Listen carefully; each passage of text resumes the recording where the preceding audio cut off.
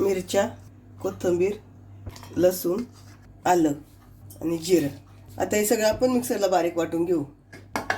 हिरवं वाटण वाटले, त्यात मिक्सरच्या भांड्यामध्ये खोबरं घेतलंय आणि त्यामध्ये थोडासा शेंगदाण्याचा कूट. आता आपण मिक्सरला बारीक वाटून घेणार आहे. तेल तापले, त्यामध्ये ठेचलेला लसूण छान आपण परतून घेऊया. गॅस बारीक करू. लसूण परतल्यावर त्यामध्ये हिरवं वाटण टाकूया, ते पण परतून घेऊ. त्यामध्ये आपण घेवडा टाकणार आहे. इथं आपण घेवडा धुवून घेतलाय आणि परतून घेऊया.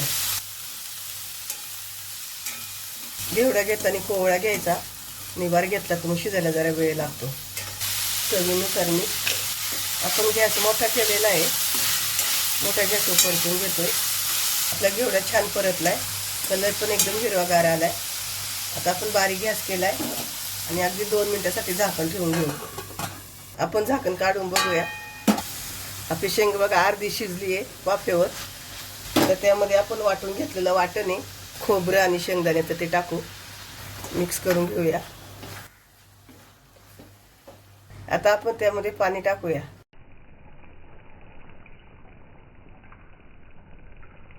इथे आपण पातळ नाही करणार, लपथपीत करणार आहे घेवड्याची भाजी.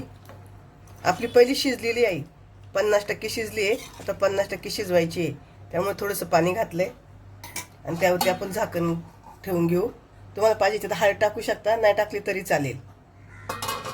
आपण झाकण काढून बघू, भाजी शिजली का बघूया. भाजी शिजली आहे. गॅस बंद करू. घेवड्याची हिरव्या वाटणातली भाजी तयार.